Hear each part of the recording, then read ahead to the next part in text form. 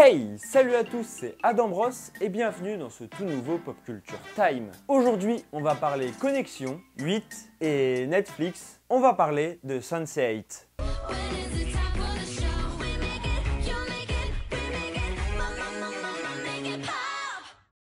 Sense8 est une série de science-fiction fantastique créée par Lana et Lily Wachowski, anciennement Andy et Larry Wachowski, qui ont donc réalisé les Matrix. Bref, la série est donc centrée sur 8 personnages dits sensitifs qui appartiennent donc à un même cercle. Du coup, ça leur permet de partager des émotions, des ressentis et même du savoir. Work of individuals setting aside their differences for a common good.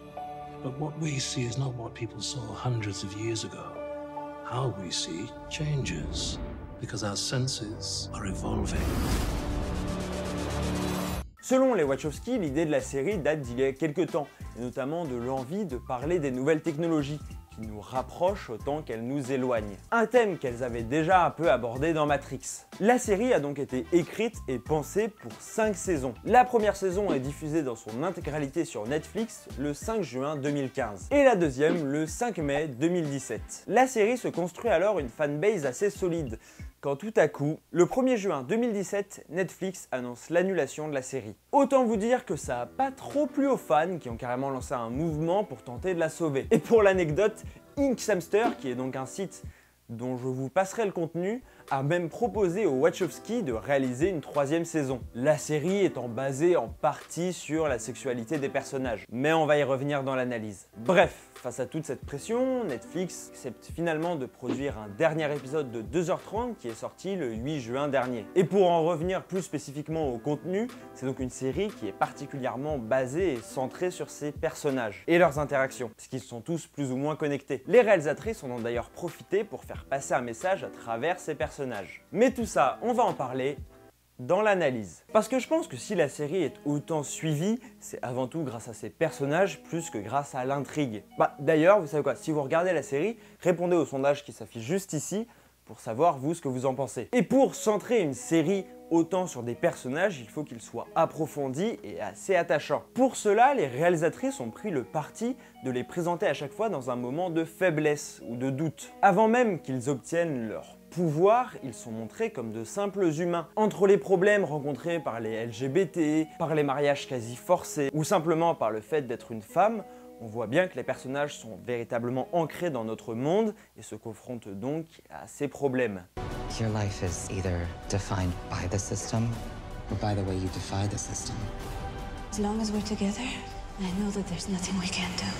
C'est notamment dans ces moments-là que les Wachowski font passer un message politique, étant elle-même trans. Lily a d'ailleurs avoué s'être inspirée de son expérience personnelle pour écrire le personnage de Nomi, qui est donc, je le rappelle, dans la série un personnage trans, mais dans la vraie vie, l'actrice l'est aussi. Mais contrairement à d'autres œuvres qui pourraient apporter ce message par l'intrigue ou alors par des rebondissements, ici c'est amené par l'introspection des personnages. On a des personnages qui font partie de cette cause et qui sont donc confrontés à ces problèmes. Sachant qu'on s'est identifié à eux, puisque comme je l'ai dit, ce sont des humains tourmentés, donc comme vous et moi, on peut s'identifier aux problèmes rencontrés par leur cause. Et pour moi, c'est ça qui fait aussi le succès de la série. C'est beaucoup regardé par des adolescents, et je trouve que les adolescents de nos jours sont quand même particulièrement sensibles à ces questions. Donc le fait d'avoir une série qui représente ces causes, ça peut être important pour des personnes qui se sentent enfin représentées. Et puisque la série met en avant ses émotions, ses ressentis, le spectateur est donc beaucoup plus impliqué et ressent la même chose que les personnages. Donc encore une fois, ça participe à ce phénomène d'identification aux personnages. C'est aussi pour cela, je pense, que les Wachowski ont décidé de prendre un format de série et non de film. Bah oui, vu que les séries c'est plus long, on a plus le temps de s'attacher aux personnages et de s'identifier à eux et donc à leur cause. Vraiment, dans les commentaires, mettez ce que vous en pensez. Est-ce que selon vous, le fait de prôner une idéologie par des personnages, ça vous semble judicieux ou pas? N'hésitez pas à lâcher un énorme pouce bleu si cette vidéo vous a plu, à vous abonner à la chaîne et à partager tout autour de vous. Pour être resté jusqu'à la fin, je vous offre l'anecdote bonus. Donc comme je l'ai expliqué, la série se passe autour de 8 personnages qui sont dans des pays différents. Et les Wachowski ont absolument tenu à tourner dans les pays différents à chaque fois. Ce qui fait évidemment grimper le coût de production. Et quand on sait que c'est ça qui a freiné Netflix à produire plus de saisons, on peut se dire que c'est presque dommage. Voilà, j'espère que cette dernière vidéo de la saison vous a plu. On se retrouve fin août pour de nouvelles vidéos. Moi, j'ai besoin de prendre des vacances. Je suis absolument explosé. J'ai tenu une vidéo par semaine toute cette année. Merci d'avoir été là pour soutenir à chaque fois. Je suis en train de préparer une grosse vidéo en rapport avec les séries et avec Netflix.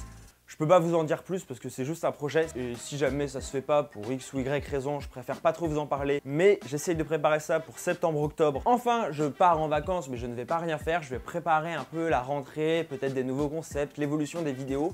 Donc n'hésitez pas à m'envoyer des messages si vous voulez voir par exemple plus de scénarios comme j'ai fait dans la dernière vidéo, plus d'analyses, plus de séries, plus de films. Enfin, n'hésitez pas à m'envoyer des messages pour me dire vous ce que vous aimeriez voir sur la chaîne à la rentrée. À dimanche fin août. Ciao!